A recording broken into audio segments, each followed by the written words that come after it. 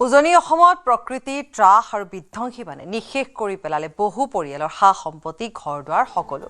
কিন্তু ইয়াৰ মাজতে শিৱসাগৰ জিলাৰ বিহুবৰৰ ৬ নং ৱাৰ্ডত পোহৰলৈ আহিছে এক মৰ্মস্পৰ্শী ঘটনা। বানৰ ঢৌৱে এটা শিৱ মন্দিৰৰ ৩ পাত আৰু চাৰিওফালৰ ঠাহি মুহি লৈ গ'ল, কিন্তু অক্ষত অৱস্থাত ৰৈ গ'ল মন্দিৰটোৰ শিৱলিংগ। বানত সকলো উটি গ'ল, কিন্তু অক্ষত অৱস্থাত থাকি গ'ল শিৱ বাবা। শিৱলিংগ অক্ষত অৱস্থাত থাকি গ'ল। এয়া হৈছে বিহুবৰ ৬ নং ৱাৰ্ড। এই ৬ নং ৱাৰ্ডত এয়া আছিল, মই এটা শিৱ মন্দিৰত আছোঁ। ইয়াত এটা শিৱ মন্দিৰ আছিল, ইয়াত এখন চাল আছিল। এই শিৱ মন্দিৰটো পকীকৈ বনাবলৈ আৰম্ভ কৰিছিল বিহুবৰ ৬ নং ৱাৰ্ডত।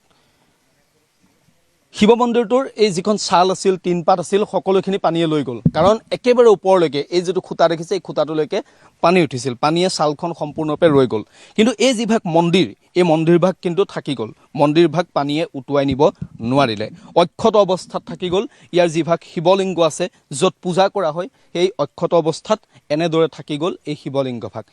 এপাত ত্ৰিশূল দেখিছে, এপাত ত্ৰিশূল থাকি গ'ল। এয়া শিৱলিংগ ভাগ, এয়া হৈছে লিংগ, এই লিংগ ভাগ। এই অঞ্চলটোৰ ৰাইজে ইয়াত তেওঁলোকে পূজা অৰ্চনা কৰিছিল আৰু শাওণ মাহৰ যি বলবম, এই বলবমত তেওঁলোকে ইয়ালৈ আহিছিল। আৰু এনেকৈয়ে যিহেতু পানী উঠিছিল, পানী এই খুঁটাটো পৰ্যন্ত উঠিছিল। এই খুঁটাটো একেবাৰে ওপৰলৈ, হয়নে?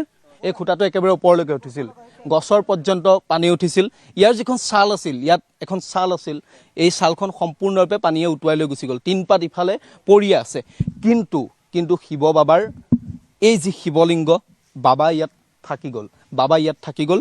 বাবাক পুনৰ ইয়াত জীৱিত কৰিব পাৰিব।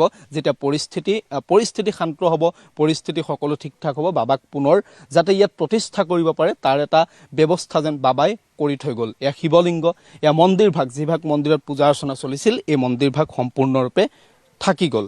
এয়া যদি আপুনি কয়, এয়া হৈছে যেন বাবাৰ শক্তি বুলি আপুনি ক'ব পাৰে, যে বাবাৰ ঘৰখন সম্পূৰ্ণৰূপে ৰৈ গ'ল। কিন্তু বাবাৰ যিভাগ লিংগ, শিৱলিংগ, সেই শিৱলিংগ কিন্তু আজিও অক্ষত অৱস্থাত এনেদৰেই থাকি গ'ল। আৰু এই দানপাত্ৰ ভাগ আপুনি দেখিছে, এই দানপাত্ৰ ভাগো এনেদৰেই থাকি গ'ল। দানপাত্ৰ ভাগত তলা মাৰি থোৱা আছে। ইয়াতেই বহুলোকে তেওঁলোকে দান দিছিল এই মন্দিৰত পূজা অৰ্চনা কৰিবলৈ আহি, আৰু এই দানপাত্ৰ ভাগ এনেদৰে থাকি গ'ল। মই অকণমান কথা পাতিম, এই অঞ্চলটোৰ লোকসকল আছে। ইয়াত পানী কিমানলৈকে উঠিছিল? এতিয়া এই গছটো ওপৰলৈকে উঠিছে, মানে ইয়াত মানুহ কোনো একো কৰিব পৰা নাই।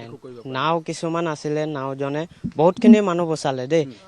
এতিয়া আমি সেইডোখৰত আছিলোঁ, মানুহ মানে 5 মিনিটত ইমানখিনি হৈছে পানী, কোনো একো ক'ব পৰা নাই, মানে কোনো একো কৰিব পৰা নাই। ঘৰত একো বস্তু ওলোৱা নাই। এতিয়া চাওক, সেইপিনে চাওক, ঘৰ গোটেই থিয় ঢাক খাই গৈছে, কোনো একো কৰিব পৰা নাই। যে ইমানটো ভালে আছে যে মন্দিৰ ভাগ কেনেকে থাকি গ'ল, চব শেষ হৈ যোৱাৰ পাছত? ভাল হৈ থাকিলে যে আমাৰ এই শিৱ মন্দিৰটোত যে আমি চবে বলবম মানিছিলোঁ, এইবছৰ মানিব পৰা নাই, যে আমাকো বেয়া লাগিছে যে আমি এই শিৱ মন্দিৰটোত পানী ঢালিছিলোঁ, বলবম লাগিছিলে, ঠিক আছে, আমি এইবছৰ ঢালিব পৰা নাই, আমাক বেয়া লাগিছে যে আমাৰ ঘৰ দুৱাৰ চবে গুচি গৈছে, আমি কৰিম কি, একো কৰিব পৰা নাই। তেতিয়াও আৰু কি কৰিব, মানুহে সহায় কৰিছে, খোৱা বস্তু একো কমি দিয়া নাই, লেকিন সেইটো চৰকাৰে দিয়া নাই, সেইটো ৰাইজে মিলাই মিলি দিছে, সেইটো আমি ভালে পাইছোঁ। এতিয়া বৰ্তমান আমাক খালি ঘৰ লাগে। এতিয়া শিৱ মন্দিৰটো কোনে বনাই দিব? আমাক ঘৰ দুৱাৰ নাইকিয়া, আমাৰ ঘৰ দুৱাৰ বনাবলৈ টেনশ্যন হয়। এতিয়া আমাৰ শিৱ মন্দিৰটো বনাই দিব না ঘৰ বনাই দিব? এতিয়া আমাৰ চবে কেম্প বনাই আছে, কি কৰিম আমি? সেইকাৰণে এতিয়া আপোনালোকে কিবা সহায় পাৰেতো কৰিব, আৰু নোৱাৰে যদি কি কৰিব, আমি সুখে দুখে কৰিব লাগিব। সহায় কৰিব, সকলো মানুহে সহায় কৰি আছে, সহায় কৰিব। আৰু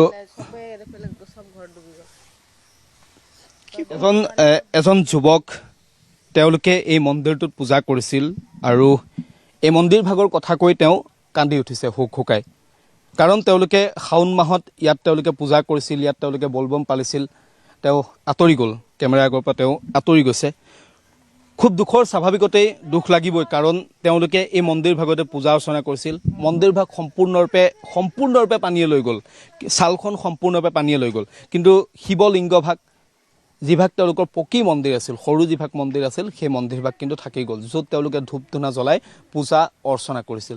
এয়া মই বাবাৰ শক্তি বুলি এক প্ৰকাৰ ভাবিছোঁ, যে বাবাই এই অঞ্চলৰ মানুহখিনিয়ে যিহেতু বাবাক ইয়াতে পূজা অৰ্চনা কৰিছিল, বাবাই এই চিনটো ৰাখি গ'ল যে পুনৰ তোমালোকে মোক পূজা অৰ্চনা কৰিব লাগিব, পুনৰ তোমালোকে নতুনকৈ ইয়াত প্ৰতিষ্ঠা কৰিব লাগিব। বাবাৰ ডম্বৰু, এয়া পূজা অৰ্চনা কৰা বাবাৰ ডম্বৰু ইয়াত পৰি ৰৈছে। এয়া হৈছে বাবাৰ ডম্বৰু, দেখিছে আপুনি?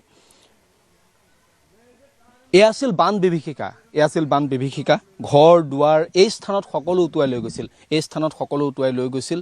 ঘৰ দুৱাৰ বুলিবলৈ ইয়াত এই স্থানটোত বৰ বিশেষ একো নাই, কিন্তু তাৰ পাছতো এনেদৰে এই শিৱলিংগভাগ, যিভাগ মন্দিৰ য'ত ধূপ ধূনা জ্বলোৱা হৈছিল, এয়া কিন্তু অক্ষত অৱস্থাত থাকি গ'ল। এক প্ৰকাৰ এয়া যেন বাবাই এই অঞ্চলটোৰ এই বিহুবৰ 6 নং ৱাৰ্ডৰ লোকসকলক বুজাই থৈ গৈছে যে বাবাক ইয়াত পুনৰ প্ৰতিষ্ঠা কৰিব লাগিব। পৰিস্থিতি যেতিয়া সকলো ঠিক ঠাক হ'ব, ইয়াত বাবাক পুনৰ প্ৰতিষ্ঠা কৰিব লাগিব, বাবাই যেন সেয়াই বুজাই থৈ গৈছে। আৰু ইয়াৰ সৈতে বাতৰি বিদায় লৈছোঁ। নমস্কাৰ।